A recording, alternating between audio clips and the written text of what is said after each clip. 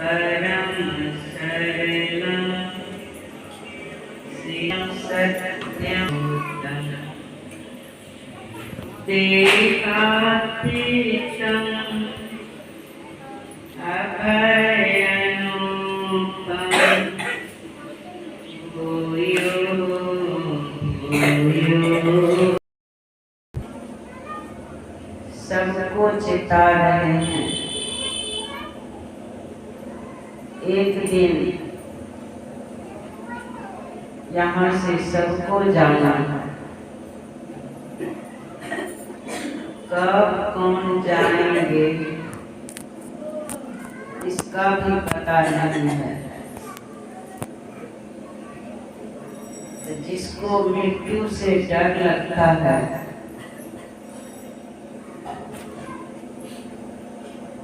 गुरु नानक देव जी महाराज कहते हैं, नानक जीवतिया मर गई ऐसा जोग कमाई।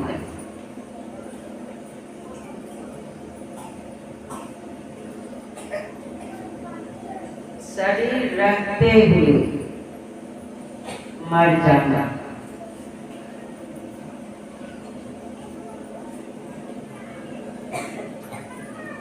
जो शरीर रखते हुए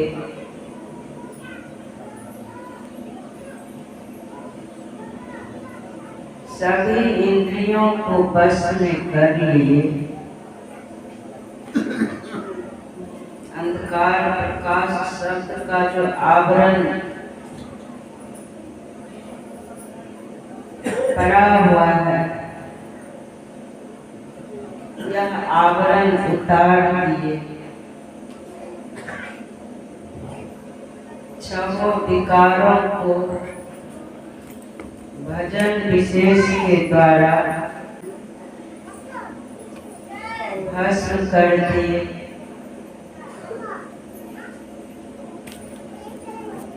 पंच पाप को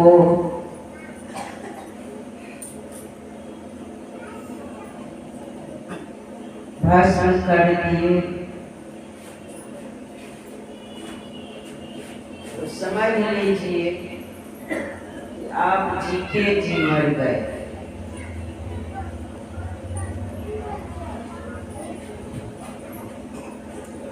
जो जीते जी पंच विषयों से अपने मन को मोड़ लेते हैं, उस परम प्रियतम सद्गुरु से मन को जोड़ देते हैं,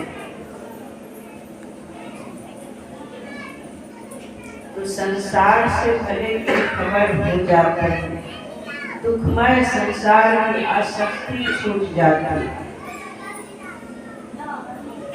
लेकिन वो मरेंगे क्या, अमर हो जाता है।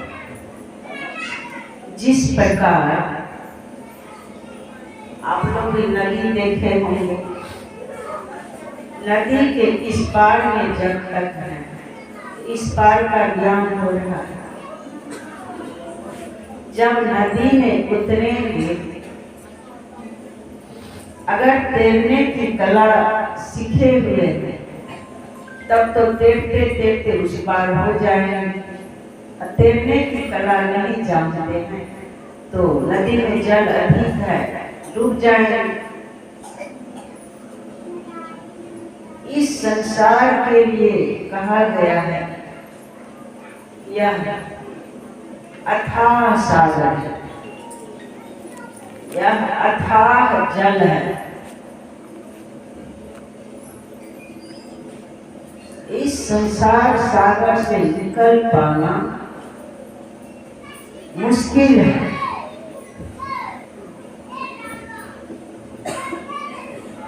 और यह जल जो है विषय रूपी जल है, पंच विषय रूपी जल है।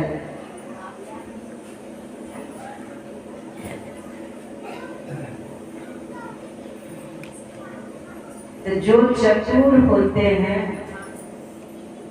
गुरु ज्ञान में चल करके संसार सागर को पार कर जाते, जैसे नदी में तैरने की कला है, तैरने के लिए शुरू में थोड़ा सा मेहनत करना पड़ता है।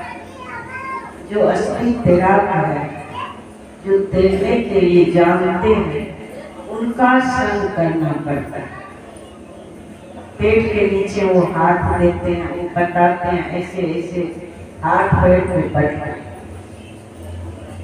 बीच बीच में हाथ को हटा लेते हैं, या वैसे संगी के साथ में लग करके इनके देखा देखी में सीखते हैं। जैसे भी हो, तैराक के साथ रह करके धीरे धीरे तैरने की कला सीख जाते हैं। फिर जब चाहते हैं इस पार से उस पार से इस पार चले आते, चले जाते हैं। उसी तरह से तैरने की कला, संसार सागर को तैरने की कला सीखनी चाहिए। संसार सागर में रह करके तैरने की कला सीख लेना। जब तैरने की कला सीख लेंगे तो डूबेंगे नहीं, भवजल में बहेंगे नहीं। पंच विषय के पांचों प्रबल धारा, इसमें बहेंगे नहीं।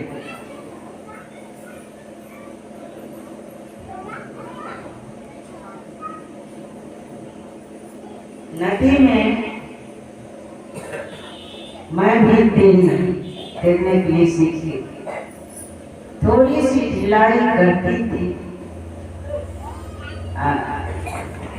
जल का धारा तेज है, जहाँ पर तेज धारा है, थोड़ी भी सी भी ढिलाई करने पर तुरंत दूर बढ़ जाती थी। किनारे पर आने में बड़ी मेहनत लगता था।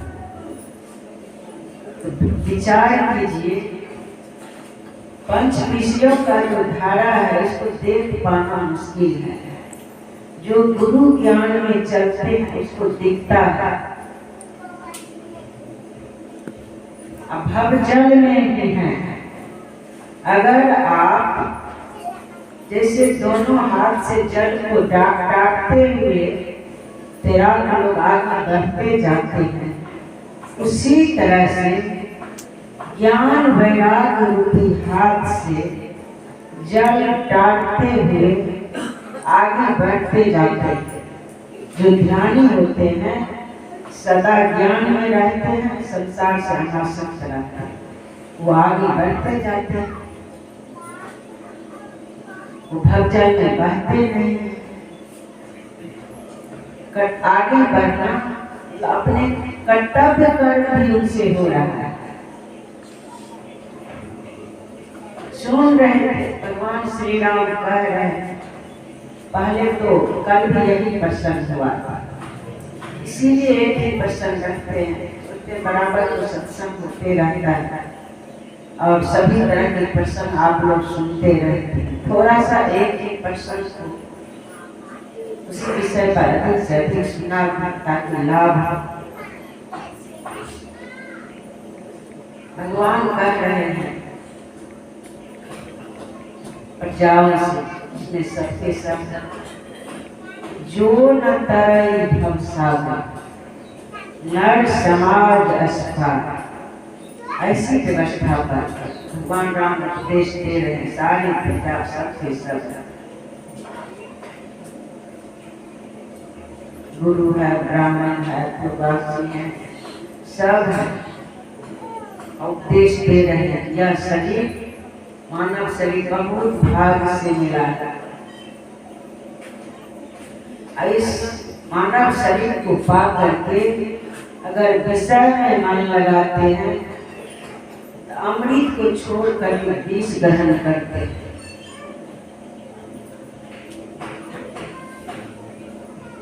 इस नाव के मल्लाह सदगुरु हैं। दुर्लभ जो भी व्यवस्था है उपलब्ध है, सारी व्यवस्था उपलब्ध है सबको, जैसे भगवान राम के समय में उपलब्ध था, वो सभी प्रजाओं को कह रहे थे, उसी तरह से गुरु महाराज भी आप लोगों की वह व्यवस्था उपलब्ध कर दिए।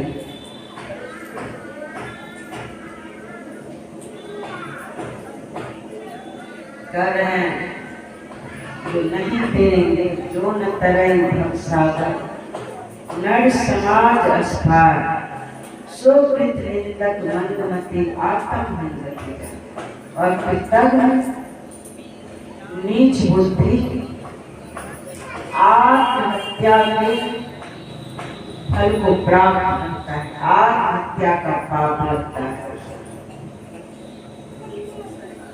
विचार आत्महत्या का पाप लगता है। तो कोशिश जारी रखना चाहिए। आलस कर रहे हैं तो भी पाप लगेगा। समय का दुरुपयोग कर रहे हैं, सोचते कौन देखता है, चलो बातचीत कर लेंगे। समझिए समय का दुरुपयोग हो रहा है,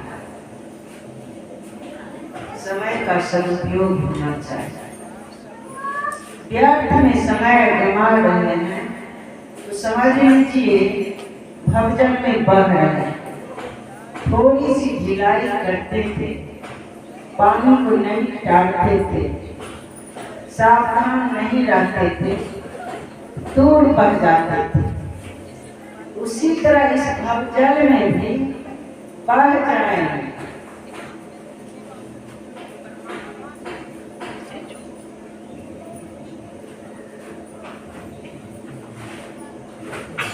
आगे कह रहे हैं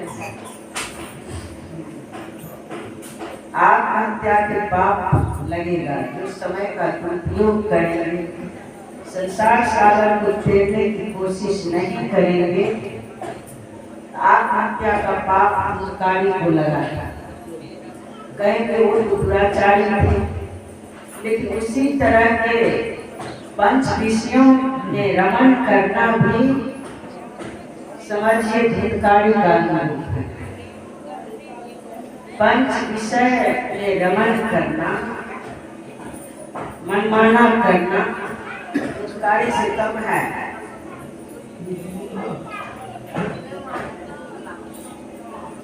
और वह प्रेत बन गया था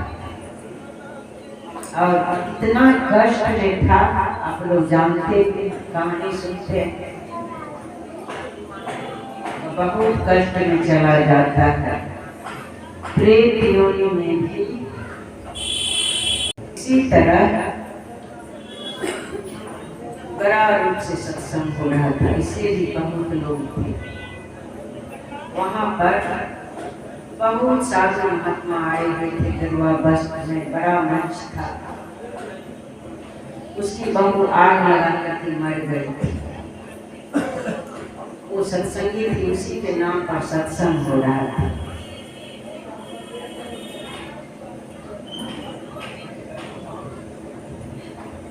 थोड़ा सा दीक्षा ले लिए, ध्यान भजन नहीं किए, उसको तो सत्संगी नहीं कहा जाएगा।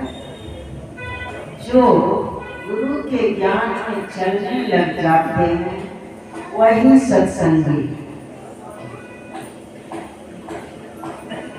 जान लीजिए इस बात। भगवान श्री राम और चारों मुनि जो थे, सनक, सनंदन, सनातन, सनक कुमार, जब दोनों का मिलन हुआ तो वहाँ कर भगवान श्री राम बलि भाग पाइए सत्संग। अब भगवान राम को भी उस सत्संग में किसी तरह की चाहनाएं नहीं है। ऐसे संत का दर्शन करके भाव विह्वल हो गए। चारों मुनियों को संसार की किसी तरह की चाहनाएं, श्रोता वक्ता जब ऐसा रहे, नो वक्ता के अंदर किसी तरह की चाहनाएं हैं, नो श्रोता के अंदर संसार की किसी तरह की चाहनाएं हैं। बस एक परम प्रियतम परमात्मा से मिलने की चाहनाएं। तब समझ लीजिए वहाँ सत्संग हो रहा है। तब आप सत्संग कर रहे हैं। आप जब तक संसार की चाहनाएं नहीं है, बस इस जीव के कल्याणार्थ इस सत्संग में आए हुए हैं, समझ लीजिए आपका सत्संग हो गया।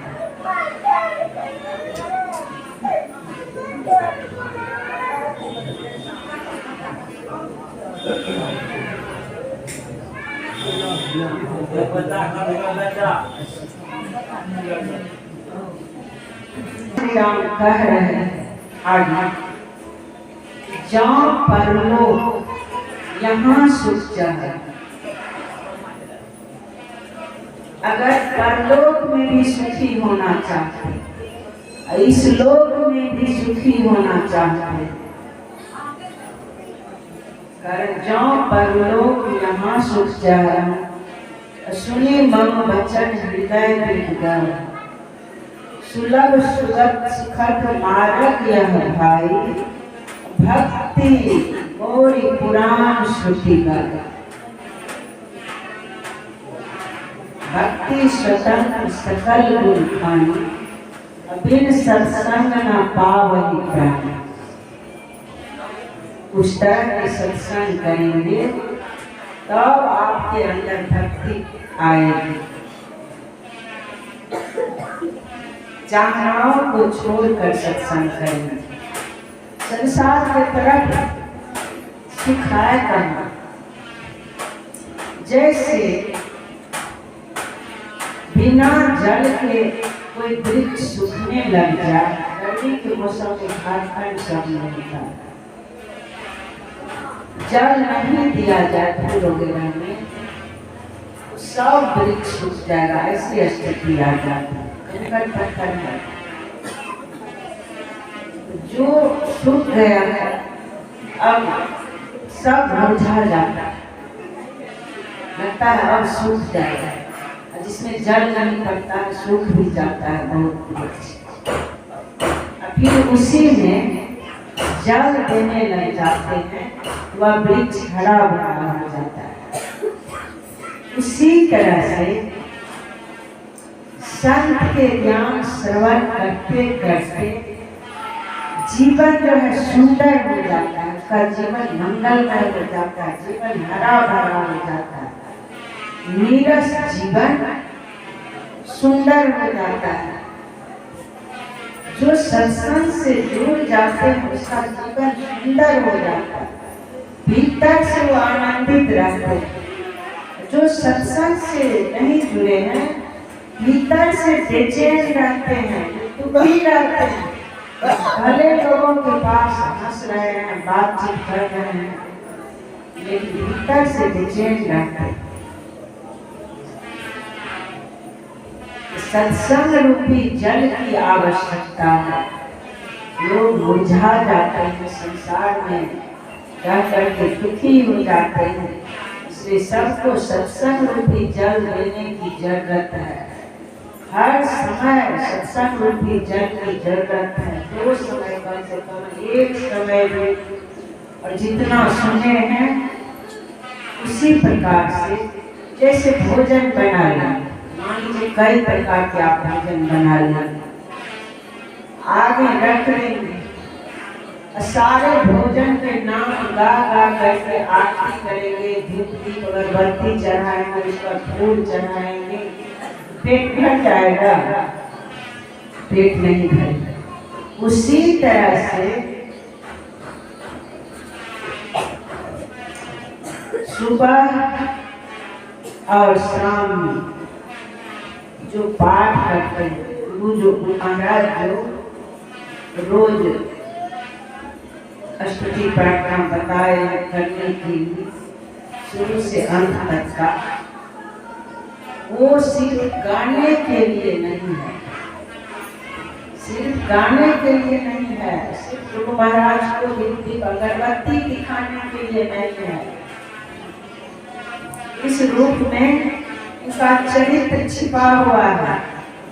इनकी अमृत वचन जो है वह आचरण में उतारने के लिए कह रहे हैं। जिस प्रकार 56 प्रकार के भोजन है उसको ग्रहण नहीं करेंगे उसको नहीं चबाएंगे पेट में नहीं जाएगा। उसी तरह से संत वचन को भी उस पर श्रवण करना पड़ता है, उसको मनन करना पड़ता है, विचारना पड़ता है, फिर विचार करके उसको आचरण में उतारना पड़ता है, तब काम बनता है।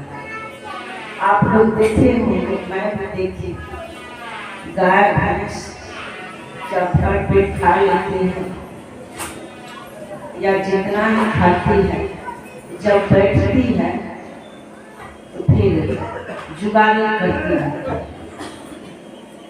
उसी तरह से संतों के वचन सुन लीजिए, जब बैठते हैं या एकांत में ही हो गए, एकांत में भी बैठने का आदत बनाना चाहिए। तब संत वचन को जो सुने हैं उस पर विचार कीजिए, क्या सब कर रहे थे, दो चार शब्द भी अगर दिमाग में रख गया है, याद है, उसको उसी समय से आचरण में उतारना शुरू कर दीजिए। जैसे ही भोजन करके पेट भर जाता है, उसी तरह जैसे ही संत वचन समझ में आ गया, उसको आचरण में उतारिए, देखे तो उसका फल कितना सुंदर होता है।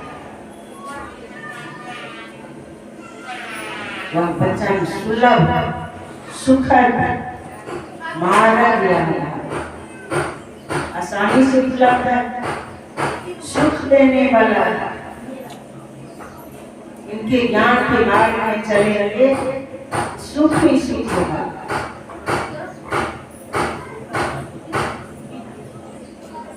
देखिए,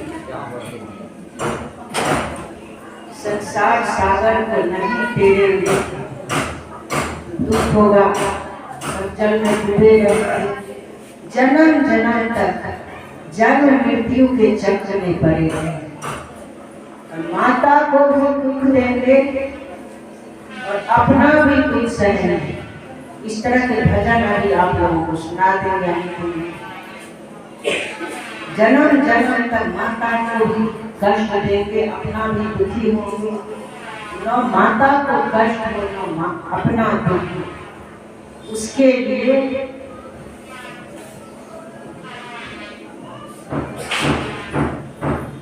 संसार सागर को पार करना है, भवजल को टालते रहना है, टालते रहना है। कब किनारे हो जाएंगे, कब उस पार हो जाएंगे, ठिकाना नहीं, पता नहीं चलता है, कब उस पार हो जाएंगे, ठिकाना नहीं। संसार सागर को जीवन काल में अगर तेजी से पार कर ली, अपना काम बना ली, फिर उस पार जब चले जाएंगे तो इस पार का सब कुछ भूल नहीं जाना, एकाकार रहेंगे। तब तो सर्वत्र आप ही हैं, सबके अंदर बाहर आप में हैं। संसार में जो खेल हो रहा है तो सब समझ में आने लग जाता है। लेकिन जब बहिर्मुख रहेंगे, इस पार में कितना कष्ट होता है वो समझ में आएगा। संसार के लोग कितना दुखी होते हैं। संत महापुरुष इसलिए तरफते हैं, जल्दी से जल्दी इस पार से उस पार हो जाता, सब सुखी हो जाता। इसीलिए राम बताता, उसके लिए ज्ञान वैराग भक्ति तीनों की जरूरत है। क्योंकि आगे सुन रहे थे, ज्ञान अगम कठिन अनेका, साधन कठिन न मन कहते। मन को आधार नहीं मिलता, सिर्फ ज्ञान में चलने पर मन को आधार नहीं मिलता है। इसलिए सद्गुरु हम लोगों का आधार है। सद्गुरु को अपना मालिक बना करके उनके ज्ञान में चल करके संसार सागर से तैरने लग जाते हैं। सद्गुरु को अपना आधार बनाते।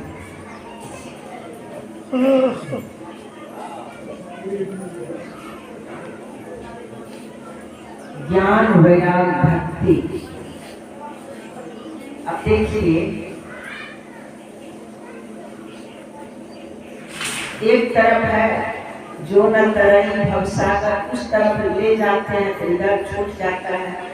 मैं सोचती हूँ दोनों को मिला करके चले, क्योंकि अपराध कालीन का सत्संग है, सुबह का सत्संग करके फिर यहाँ से 12 बजे तक में निकल जाना। फिर पूज्य अनिल बाबा आने वाले, जहाँ पर सत्संग होगा आप लोग बहुत सारे लाभ उठाएंगे।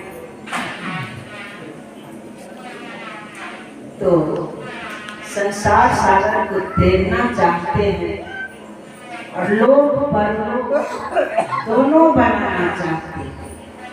संसार सागर को चाहे पैर इस पार से उस पार चले जाएंगे, नहीं होता। जिसके जीवन में जो बचपन से माता पिता सत्संगी है, बचपन से माँ के गोद में बैठ कर के सत्संग किए हैं, तो समझ लीजिए पूर्व का संस्कार है। जो बाद में जुड़े हैं सब अपना अपना पूंजी लेकर के आए।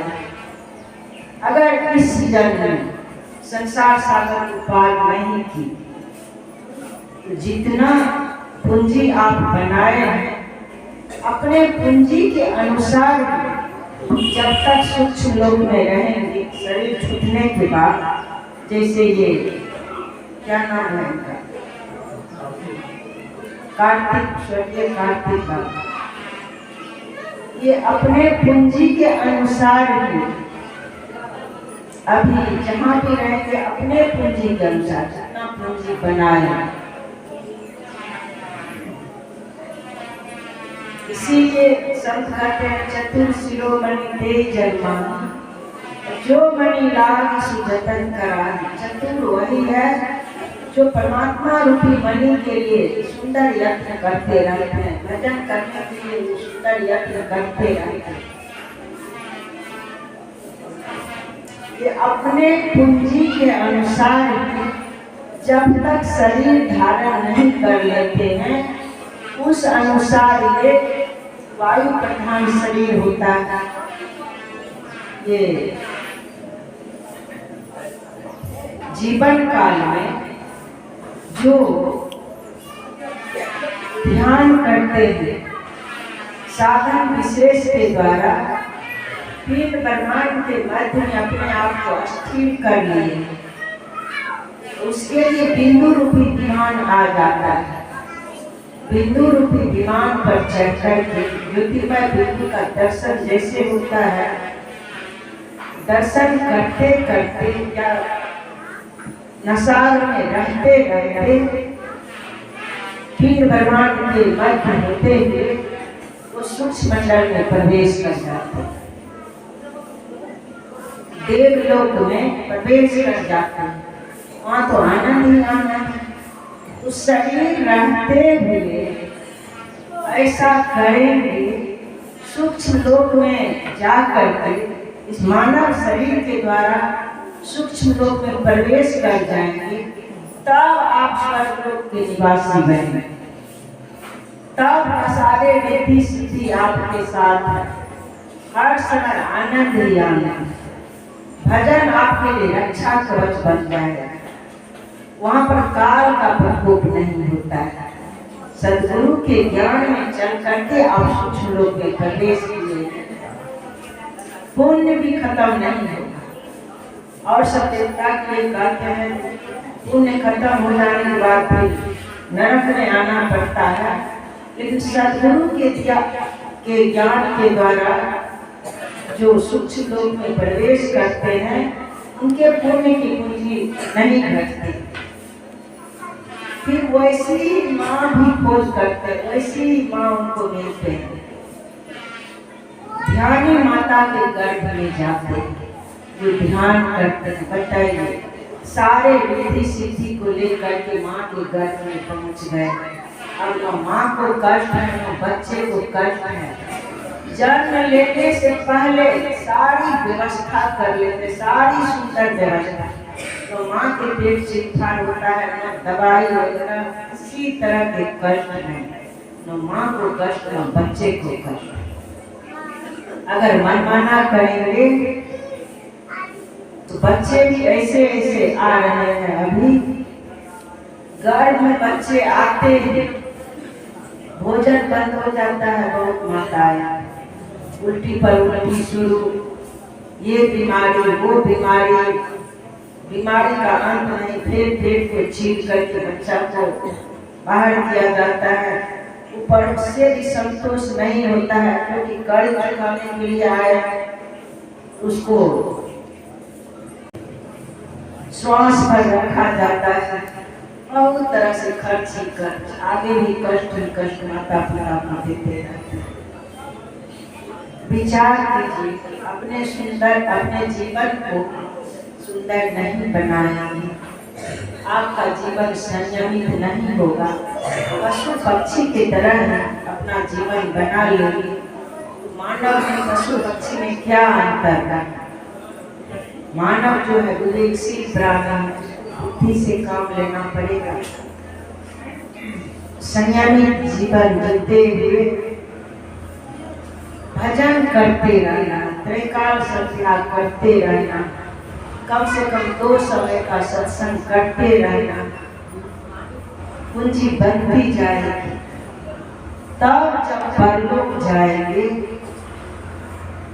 इस लोक में भजन कर रहे हैं, ज्ञान वैराग जगा रहेगा, लेकिन उसके अंदर भक्ति भी आ जाती है।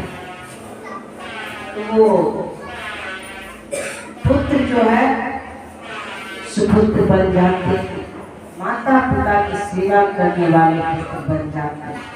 माता पिता की बहुत प्रेम से सेवा करते हैं। प्रभु कृपा करके माता पिता की सेवा किए। सोचिए, बहुत सुंदर मौका है, बहुत सुंदर मौका है। ऐसा अवसर आपको प्राप्त हुआ है। भगवान तो कहे हैं सबरी माता के द्वारा हम लोगों को शिक्षा दी है। सातम सम मोहि मैं जगते, मोते अधिक संत करिए। सब में मैं, सबके अंदर मुझे थे।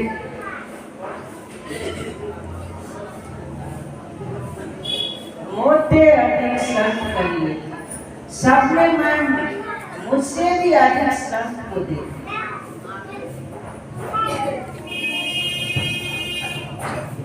सबके अंदर जब वही परमात्मा है, ऐसी व्यवस्था भी है। देखिए, परिवार, हमारा परिवार में जितने सदस्य हैं वो हमारा परिवार है। उसके साथ आराम से अपना कर्तव्य कर्म कर सकते हैं, शक्ति अनुसार कर्तव्य कर्म को निभा सकते हैं। अगर अपना कर्तव्य कर्म को छोड़ दिए, फिर पशु में मानव में कोई अंतर रहा, तो इसके अंदर ज्ञान वैराग रहेगा, तो कैसी सेवा करेंगे, कैसी भक्ति इसके अंदर आएगी।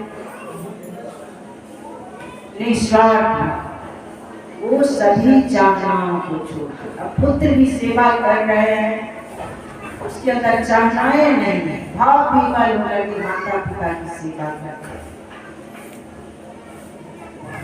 सभी चाहनाओं को छोड़कर अपना कर्तव्य समझकर प्रेम से जो कर्म होने लग जाता है, वही भक्ति है।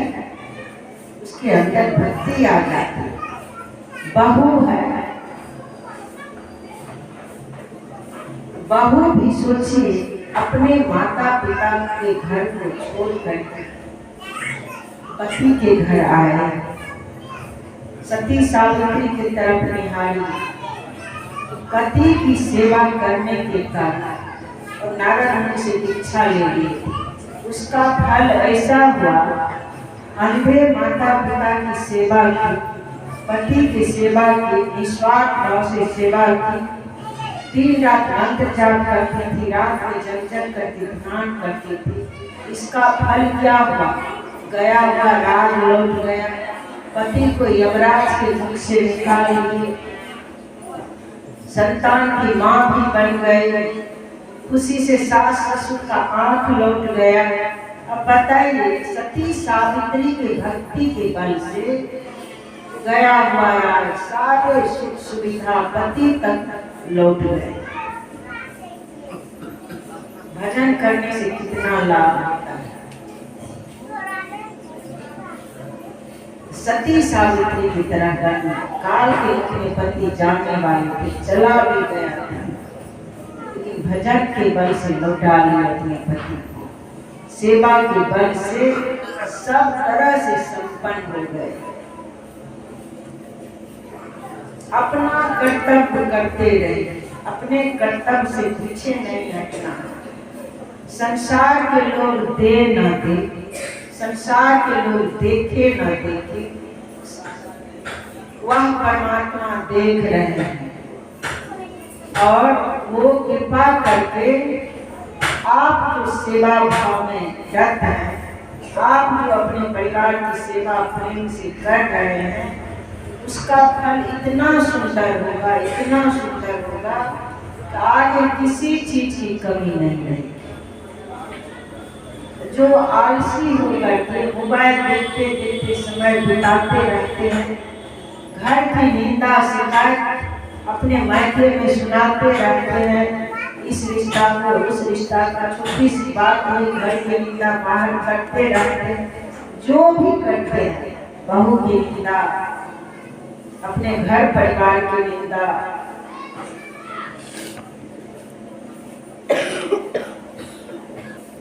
उसका फल जान लीजिए। वह निंदा जो है, जगत के झूठी निंदा जो किए हैं, कई गुना दुख लेकर आपके जीवन में आएगा। कोई पाप कर लेते हैं अपना, फंसा देते हैं किसी और को, इसका फल भारी दुख होता है, भारी दुख। 10-12 तरह के परिणाम है दुख का। ये सारे दुख उसके जीवन में आ जाता है। तो चोरी सुदामा जी कर लिए थे, श्री कृष्ण के हिस्सा चना खा लिए थे, बताइए उसका फल हुआ, सब दलित बनकर के भारी कष्ट को सहते हुए, उसके बच्चे, उसकी पत्नी सुदामा जी, सबको कष्ट सहना पड़ा। उसी तरह परिवार में अगर किसी तरह से निंदा शिकायत चोरी झूठ बोलते हैं, इसका फल होगा भारी दुख आपके जीवन में आ जाएगा। कितनी भी चतुराई करेंगे कि हम बच जाएंगे, मेरे मालिक के दरबार में सब लोगों का खाता है, जो जैसा करता वैसा फल पाता है। इसीलिए भगवान से बचिए, भगवान से बचिए, सब कुछ लिखा जा रहा है। किसी के ऊपर झूठा आरोप नहीं लगाइए, दूसरे के हिस्सा नहीं खाना है। हो सके तो तुलसीदास जी महाराज जो वाणी लिखे, मुझे बहुत सुंदर लगता है। माता पिता पत्नी को, पति को अपना मित्र भी समझ सकते हैं। ये पत्नी है, जीवन साथी है, पति है, जीवन साथी है, उनके माता पिता है तो और पूज्य है, उनके परिवार है तो आदर के योग्य है, सम्मान के योग्य है। अगर उसके लिए लेकिन मित्र की उपमा दिए है कि निज दुख पीड़ी सब रज करी जाना, मित्र के दुख रज मेरु समान।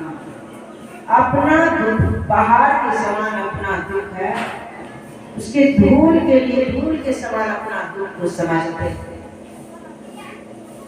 और माता पिता है, पति है, हमारे परिवार में कोई दुखी है, उनके दुख को पहाड़ के समान समझ करके उनका सहयोग करते हैं। जान लीजिए, सहयोग कर दिए हैं कई गुना उसका सुंदर फल आपको मिलेगा। लेकिन जान लीजिए, आपके अंदर जो धूल के समान भी दुख है, वह दुख भी पहाड़ के समान दुख है, वह दुख भी धूल के समान हो जाएगा, वह दुख खत्म हो जाएगा। दूसरे के भलाई कर रहे, दूसरे के लिए सोच रहे हैं, परिवार में कोई दुखी नहीं रहे, हर तरह से सेवा कर रहे हैं, आपका दुख खत्म हो जाएगा। उदार बनिए, माता के लिए, पिता के लिए, अपने परिवार के लिए उदार बनाइए। तन से भी सेवा कीजिए, सेवा से सद्गुण है आते, जिससे जीवन सुखमय होता। जिसमें है सेवा भाव नहीं, साही सुख चैन कहाँ होगा। साही स्वामी महाराज का इसको सुख चैन, इसमें सेवा भाव नहीं है, कहाँ मिलेगी। सेवा कीजिए, सेवा कीजिए, सेवा से सद्गुण है आते, पुण्य की पूंजी बनेगी। हर समय कब किसको, दादाजी को क्या जरूरी पड़ गया, दादी माँ को क्या जरूरी पड़ गया, सासू माँ को क्या जरूरी पड़ गया, हर समय सावधान रहते। लोग इधर सुनते हैं, अभी का समय देख रहे हैं, किसी किसी घर में कुछ लोग अज्ञान लोग जा पोता पोती शब्द कर रहे हैं। अगर दादा दादी की सेवा नहीं की, बच्चे माता पिता नहीं कर रहे, बच्चे भी बिगड़ जाते हैं। आगे क्या होगा, उस माता पिता की भी सेवा वह बच्चे नहीं करेंगे। शुरू में बेटा बहू माता पिता की सेवा करते हैं, उससे छोटे छोटे बच्चे भी सीखते हैं। जानिए, सुंदर आपका जीवन है, सुंदर ढंग से चल रहे हैं, आपके अंदर सेवा भाव, प्रयास कीजिए। ब्रह्म मुहूर्त एक घर में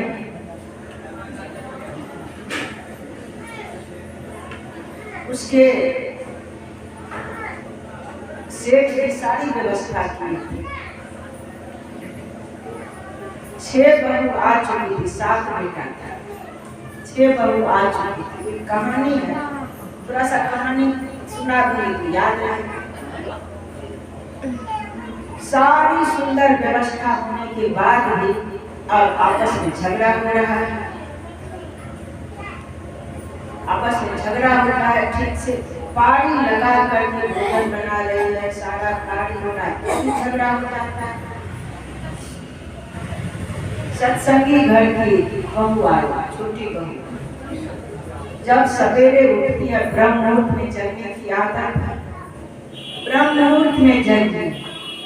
ब्रह्म मुहूर्त में अगर जगते हैं, आदत बनाते हैं, 10 बजे तक सो जाए, सवेरे उठे, कम से कम 4 बजे 3 बजे जग जाए।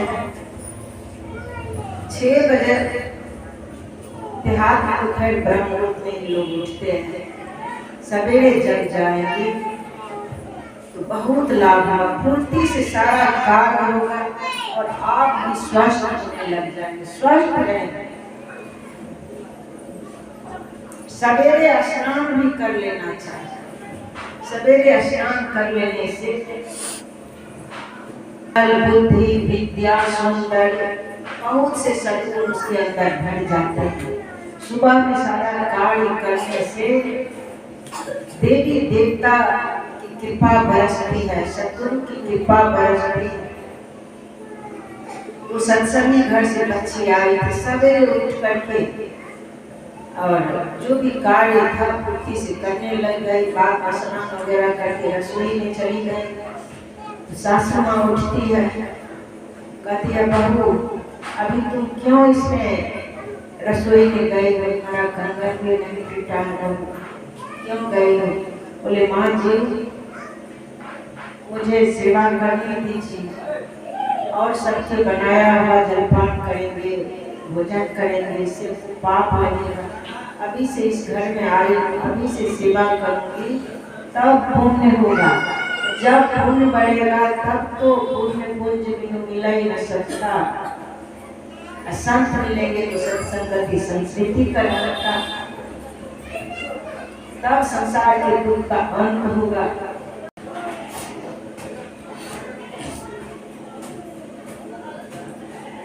समझाने पड़ती, बोली माँ जी इस सारा कार्य करने बहू सारा कार्य करने से पुण्य होता है। बोले हाँ बहू पुण्य होता है। बोला आज तक तो मैं इस घर में जितना कार्य की हूँ दुखी होकर के की हूँ। तुम्हारे पिता के घर में जब से आई हूँ कभी सुख नहीं मिला इस घर में। मैं रो रो करके ही इस घर में की हूँ। मुझे ये नहीं मिला वो नहीं मिला, सब कुछ यही सब सुनाई, दुखी होकर के सब कुछ की हूँ। तो बोली माँ जी इससे जो है ना पुण्य नहीं होता है, और जो भी पुण्य है वो खत्म हो जाता है उसी मन से करने पर। और हर तरह से भाव विवल होकर के करने से आपके भाग्य में सेवा मिली है। भगवान दो हाथ दो पैर दो आँख कान सारी व्यवस्था सेवा के लिए दिए। देखिए वो बच्चा भी कल जो यहाँ पर चिल्ला रहा था, बताइए उसका कैसा दुर्भाग्य है। कोई बैठने के लिए नहीं देना चाहते हैं, और इधर हम लोगों का हर तरह से स्वस्थ शरीर है। ये भाग्य है कि नहीं? भाग्य है। और इसका अगर सदुपयोग कर लेते हैं पुण्य की पूंजी बढ़ना शुरू हो जाता है, पुण्यात्मा बन जाते हैं। बोले बहू तब तो इतना दिन हम दुखी हो करके किए हैं, मेरे पास तो पुण्य है नहीं। अब जो है मुझे भी पुण्य में भाग लेने थे, मैं भी हाथ बटाऊंगी भाव करके करूँगी। माँ जी ऐसे थोड़े होगा, फिर भी आपके अंदर कुछ न कुछ जाएगा। उसके लिए सद्गुरु के ज्ञान के प्रकाश में चलना पड़ेगा, सद्गुरु से सदयुक्ति जानना पड़ेगा, संयमित जीवन जीना पड़ेगा। कोई बात नहीं है बेटी, जब वो मौका लगेगा वो भी कर लेंगे। अभी तो तुम ही मेरा गुरु बन गई हो, तुम बताइए अब हम प्रेम से करेंगे। क्योंकि इतना जीवन बीत गया और हम दुखी होकर के किए हैं। कुछ भी पुण्य अर्जित करने ताकि मेरे पुण्य मेरे साथ जाए। सासू माँ भी सेवा में भाग लेने लग गई, जो उनके सेवा के लायक है सब्जी वगैरह बना रही है। तब तक मैं और सब बहू जग गई, बोलती है माँ जी बहू को आते ही आप सेवा में लग गए, कार्य करने लग गए। छोटी बहू को आते ही नहीं बहू पुण्य की पूंजी बना रहे हैं। फिर सब बात बता रहे, सब लोग जान गए, सबके सब जान गए कि घर में सेवा करने से, बड़ों का आदर करने से, सुंदर ढंग से माता पिता जो भी हमारा परिवार है प्रेम से खिलाना पिलाना, उनके देख रेख करना, कब क्या जरूरी है समय पर करना। देखिए सेवा भी 3 तरह से लोग करते हैं। 1 नंबर के भक्त उन्हीं को जाने, 1 नंबर के संतान या 1 नंबर को बहू समय पर बिना मांगे समय पर जल देते, समय पर स्नान की व्यवस्था करते, समय पर भोजन की व्यवस्था करते, समय पर प्रसावन वगैरह सोने जाएंगे विश्राम में जाएंगे, इससे पहले सब कुछ सजा दिए संवार दिए। गंदा हो गया है, मालिक को गार्जियन को माता पिता को कहना नहीं पड़ेगा बहू मेरा बिछावन गंदा हो गया है, कहना नहीं पड़ेगा। अब ठंडी के मौसम गंदा बिछावन अधिक दिन 10 दिन धूप में नहीं देने पर वैसे रखा रहता है वो भी ठंडा हो जाता है, बीच बीच में साफ करना चाहिए।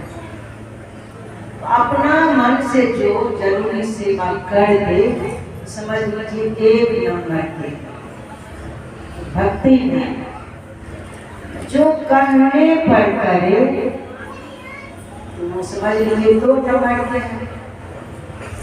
कहने पर भी जल्दी नहीं करे, इधर कर उधर चले गए, उधर कर उधर भूल गए, वो 3 नंबर के। 3 नंबर से भी गया गुलाब होता है। तो एक नंबर के बनना, एक नंबर, जो एक नंबर के बनेंगे, बिना कहे अपने परिवार को सजा के संभाल के रख रहे हैं, अपने स्वास्थ्य को भी सुंदर बना के रख रहे हैं, तो वह एक परमात्मा जो है उनके तरफ चलने में किसी तरह की विघ्न बाधाएं नहीं आ रही। आपको इतना आशीर्वाद मिलेगा, इतना आशीर्वाद मिलेगा, या आशीर्वाद खेल ठाल करके आपको मंजिल तक पहुंचा देगा। श्री सद्गुरु महाराज इतना पुण्य की पूंजी बन जाएगी, इतना पुण्य की पूंजी बन जाएगी, जीवन काल में पहुंचे हुए सद्गुरु का दर्शन हो जाएगा। और वही पुण्य की पूंजी सद्गुरु के ज्ञान में चलने की सामर्थ्य आपके अंदर भर देंगे। अपने परिवार का कर्तव्य कर्म कर रहे हैं, क्या ये भजन नहीं है? असली भजन यही है। तन से सेवा कर रहे हैं, ये भी भजन है। तन की शुद्धि हो रही है, सब में वही भगवान है, तन की शुद्धि हो रही है। मृत्यु के अवसर पर यह सत्संग हो रहा है। एक दिन शरीर छूट जाएगा, अगर अपना सुंदर पूंजी नहीं बनाए, वैसे खाली हाथ चले जाए, खाली हाथ चले जाए। वो छोटी बहू जो थी, इतना सुंदर ढंग से सारी और सब जेठानी सब उठी, वो भी कहने लगी नहीं अब मुझे पूंजी बनाना है। सब समझ गए, मुझे पूरी के पूंजी बनाना है, तुम आज आई हो, सब पूंजी तुम ही बनाएगी, उतना तो दिमाग नहीं। सब लग गई काम। फिर ये देखती है मेरी सासू माँ है, सासू माँ को समय हुआ, समय पर खूब बढ़िया से शरीर में ठंडी के मौसम में तेल लगा कर मालिश कर दी,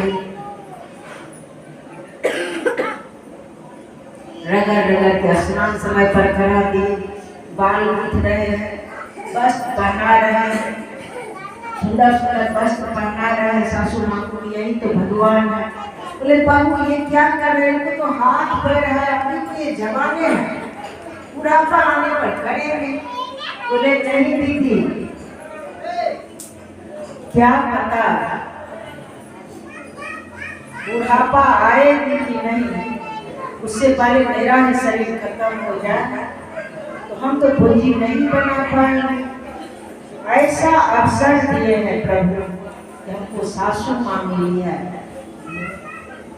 ये हमारे पति के पूज्य है, हमारे उससे के पूज्य है, माता पिता मिले हैं। अभी जब सेवा करेंगे तो यही पूंजी जन्म जन्म तक सुख देगा, जन्म जन्म तक माता पिता के छत्र छाया में लेंगे। पूछिए उनसे जिस घर में सास ससुर नहीं है, पूछिए उनसे जिसके माता पिता नहीं है, किस तरह से तड़प रहे हैं, अनाथ बच्चा बना हुआ, याद कर करके रोते हैं। हमारे घर में भी सास ससुर रहते तो वो उनके आज्ञा अनुसार चलते, उस छाया में रहते, हर तरह से संपन्न घर रहता, तड़पते हैं। इसलिए जिसके पास माता पिता है अवसर तो जाने नहीं दीजिए। देख लीजिए समय निकलते जा रहा है, हाथ से समय जाने नहीं दीजिए। अभी से आज से ही जाएंगे, अपना अपना कर्तव्य में, अपना अपना कर्तव्य के पालन में लग जाना। माता पिता की सेवा कर रहे हैं, दीन दुखियों के घर में किसी तरह से कष्ट में है, समझ लीजिए सद्गुरु की सेवा कर रहे हैं। तन की शुद्धि नहीं होगी, या सोचेंगे मन शुद्ध हो जाए, मन गुरु महाराज के ज्ञान में चलने लग जाए, मन पिंड ब्रह्मांड के मध्य में अस्थिर हो जाए, नहीं होगा। हर तरह से संयमित जीवन जीना पड़ेगा। ज्ञान, वैराग्य, भक्ति, प्रेम, ये सारे सद्गुण भर जाते हैं। जो आज्ञा के पालन करने लग जाते हैं, जिसके अंदर सेवा भाव आ जाता है, उसका जीवन धन्य धन्य हो जाता है। फिर जब छोटी बहू माता पिता की सेवा में लग गए,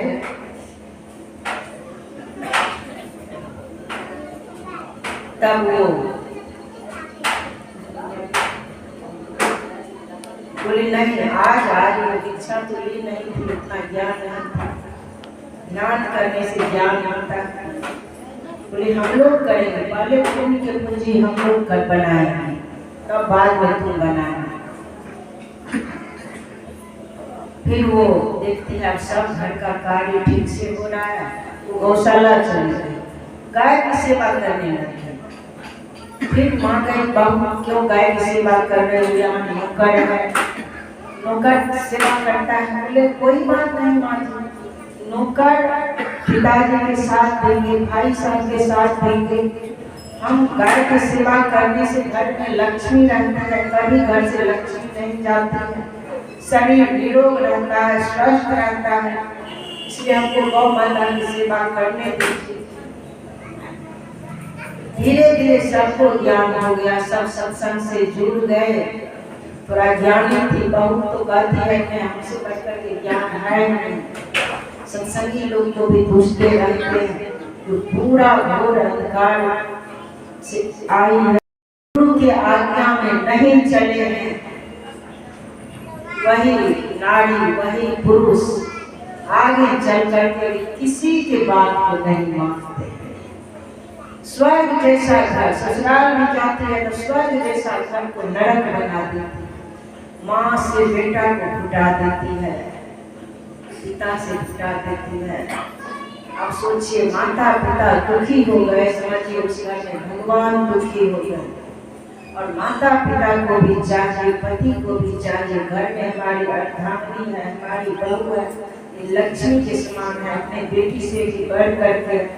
मेरी बेटी तो चली गई दूसरे के घर, अब यही बहू मेरे घर को संभालेगी, बेटी से बढ़ करके उसकी संभाल करना चाहिए, देख रेख करना चाहिए, उसको प्यार देना चाहिए दोनों तरफ से। और ये तब होगा जब गुरु के ज्ञान में आएंगे, सदगुरु से सदशक्ति प्राप्त करेंगे। लोग कहते हैं बाद में देखा जाएगा, दीक्षा मंत्र बाद में दिलाएंगे। बेटी को भी जैसे शरीर संबंधी बहुत सी व्यवस्था देते हैं, सारी व्यवस्था देते हैं, खाने के लिए, सोने के लिए, पढ़ने के लिए, दान दहेज सब दे करके भेजते हैं, सब दे करके भेजते हैं, जिससे जीवन सुंदर होगा, जिससे जीवन उसका मंगलमय रहेगा, हर तरह से जिसके कारण कृपा की वर्षा होगी, जीवन हरा भरा रहेगा। वो चीज अपनी बेटी को नहीं देते, अपने बेटा को नहीं देते, वैसे दे देते, नीरस जीवन बना करके संसार की संपदा दे करके भेज देते।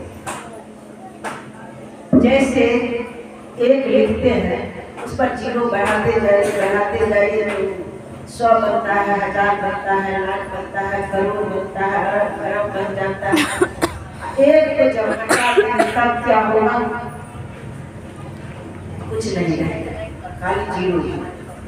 उसी तरह सब कुछ दे दी, उस एक परमात्मा से नहीं जोड़ी, सदगुरु से नहीं जोड़ी, तो समझ लीजिए सब दिया हुआ सब जीरो जीरो बन जाएगा, कुछ नहीं, कुछ नहीं। सती सावित्री को उसके माता पिता गुस्सा में कुछ नहीं थे, क्योंकि सत्यवान को अपने मन से वरण कर लिया, लेकिन सदगुरु से वह सदगति प्राप्त कर लिया, उसका फल हुआ, उसके घर में कोई कमी नहीं। इसलिए आज्ञा का पालन कीजिए। आज से समय का दुरुपयोग नहीं करना है, माता पिता की सेवा करना है, सत्संग में थोड़ा जिसके पास बिल्कुल समय नहीं, कम से कम प्रार्थना में भाग लेना, गुरु विनती भी कम से कम कर लेना, खूब प्रेम से। वो भी समय नहीं है, 2 मिनट भी गुरु महाराज के पास खड़े होकर मंत्र जाप कर लेना। दीक्षा नहीं ली है वो भी नहीं करते, स्नान वगैरह करके सवेरे उठ करके जो कार्य है कर लिया, स्नान करके गुरु महाराज के पास चले गए। खूब प्रेम से उस रूप को निहारिए, साक्षात परमात्मा का यह साकार रूप है। खूब प्रेम से देख करके उनको 2 मिनट में रुक करके प्रणाम कर लीजिए। वही पूंजी बढ़ते बढ़ते एक दिन गुरु भी मिल जाएगा। थोड़ा थोड़ा भी आपके ऊपर प्रकाश बढ़ गया, एक दिन प्रकाशमान हो जाएगा। आज से सुंदर जीवन बनाइए, काम बन जाएगा।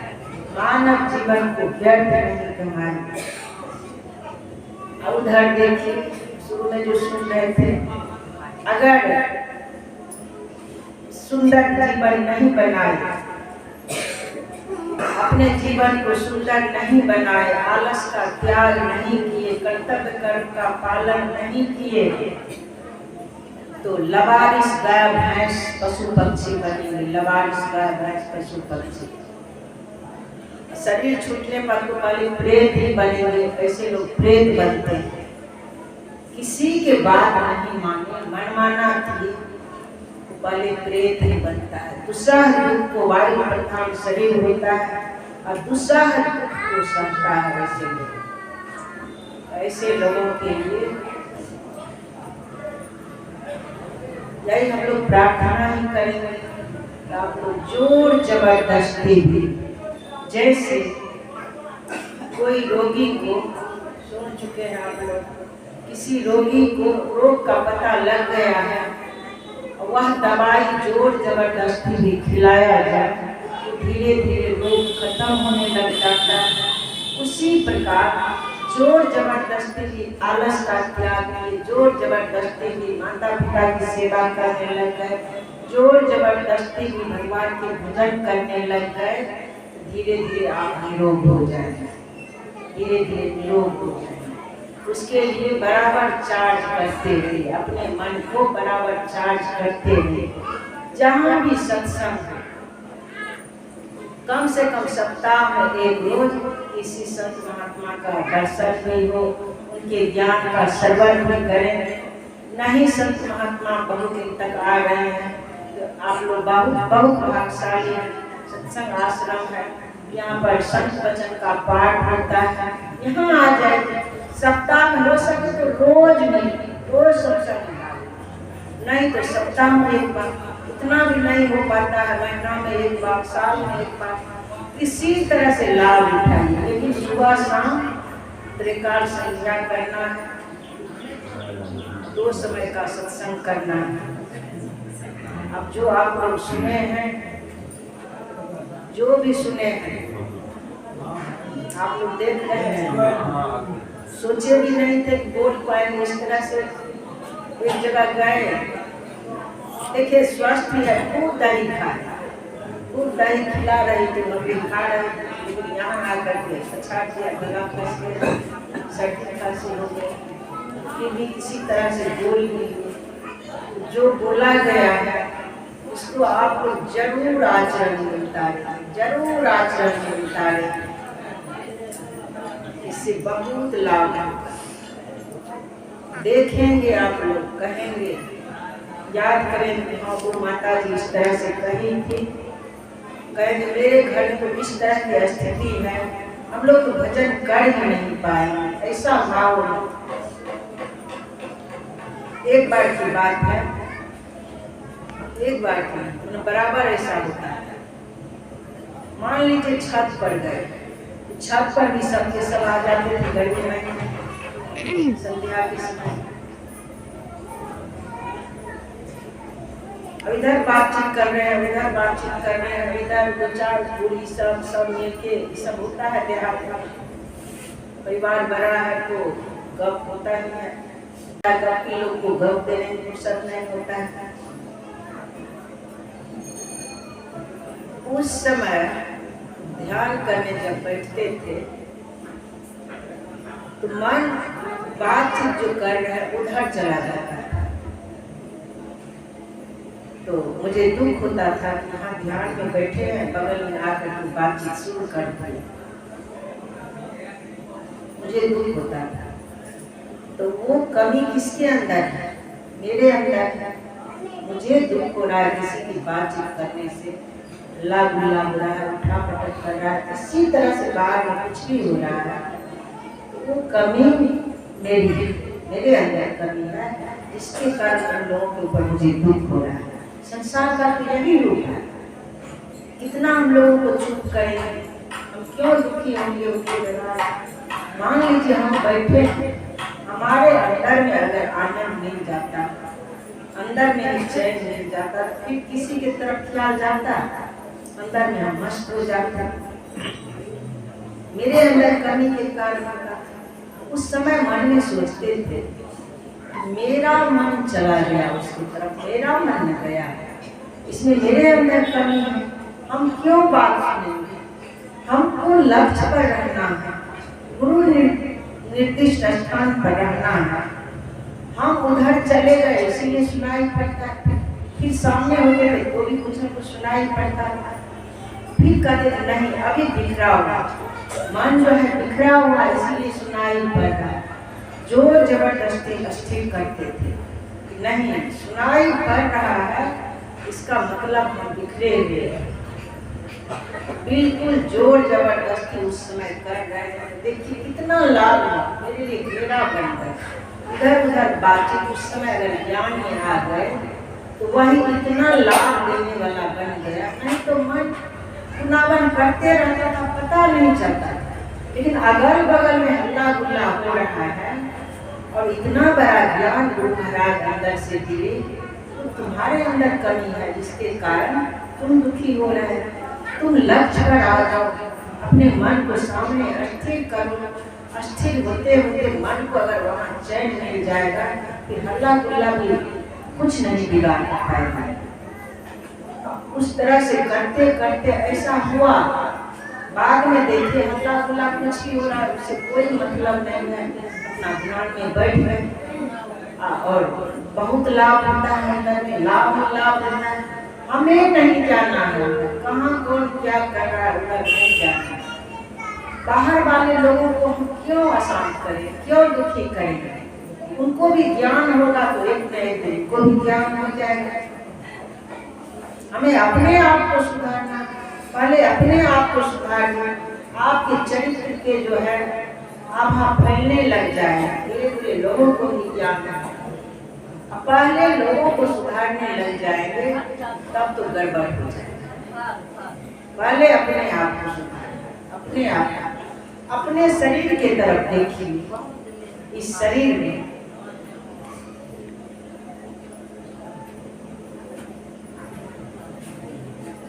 अपना शरीर मानता है, कभी काम क्रोध लोभ मोह मद मात्सर्य ये सारे दुर्दांत राक्षस सब उत्पाद करता है।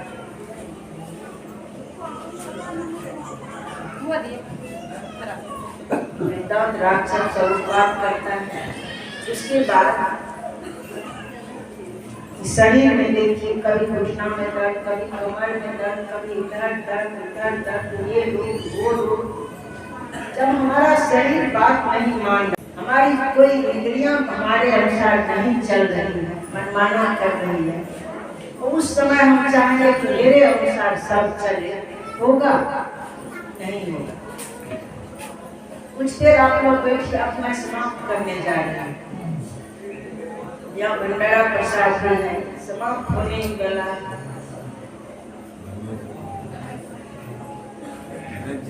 तो जब हमारा